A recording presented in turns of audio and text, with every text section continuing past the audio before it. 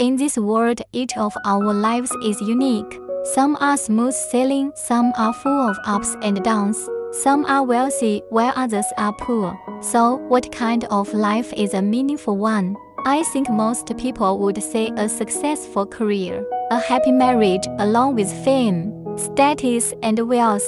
Such a life is a meaningful one. There is no denying that this kind of life is what each of us aspires to. However, if one doesn't have a stable inner core, they will be joyful and become conceited when in favorable circumstances, and be pessimistic, disappointed, and even feel overwhelmed with pain when facing adversity. With such a fragile inner core, even if one owns the whole world and is incredibly wealthy, what's the point of it all? What's more, impermanence is the norm in life.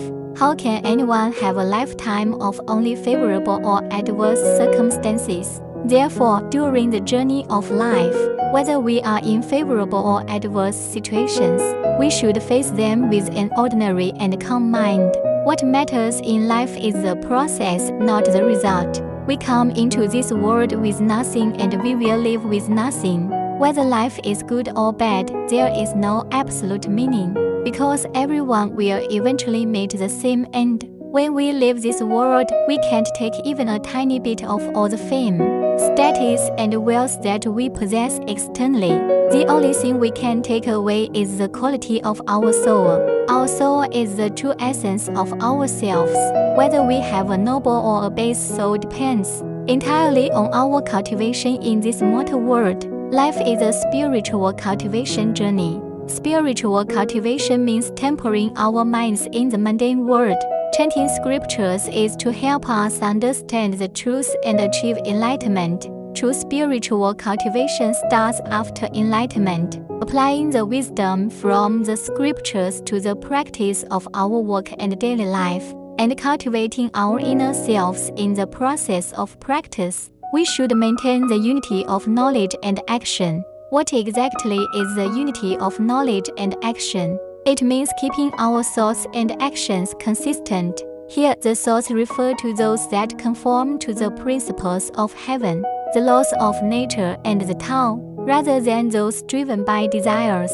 In other words, they refer to our conscience. The unity of knowledge and action means that we should act with a clear conscience. When dealing with people and things, do things that are reasonable according to the laws of nature, under the premise of being reasonable, legal, and compliant. We should follow our own will and preferences without going against our inner selves. What is desire? Demands other than the basic needs for living are called desires. In fact, for a person to survive, apart from the basic necessities of food, clothing, shelter, and transportation, everything else is dispensable. There is a saying in Buddhist scriptures, neither grasping nor rejecting, which means that one can possess things but not be attached to them. One should neither be overly attached nor reject them. Let everything follow the course of fate. In the Tao teaching it is said, those who cling to things will lose them, which means that whatever one is attached to, one will eventually lose. In this material world, through our legitimate efforts, we can acquire all kinds of things, but we should not be overly attached to them. We should only take what we need. Both asceticism and excessive indulgence are not advisable. We should reasonably grasp the appropriate degree according to the concept of the middle way. Don't do things that go against your conscience for the sake of your desires, as that will only lead to more losses than gains. Our inner qualities exist tangibly through our spiritual cultivation. They are not gained because of others' praise, nor will they be lost because of others' denial. If we base our joys and sorrows on whether others approve of us or not, then our emotions are completely in the hands of others. Therefore, we should learn to be the masters of our own emotions, as long as we act reasonably, legally, and with a clear conscience in dealing with people and things. What others think and whether they approve or not are their own concerns. Only when we don't rely on the external fame, status, and wealth to demonstrate our value, can we truly avoid being greedy for external fame and fortune, withstand external temptations, and truly achieve inner peace. Only then can we act with a clear conscience and do things that are reasonable in accordance with the laws of nature. The meaning of life does not lie in how much external fame, status, and wealth one possesses, but in using these external things to cultivate one's inner self.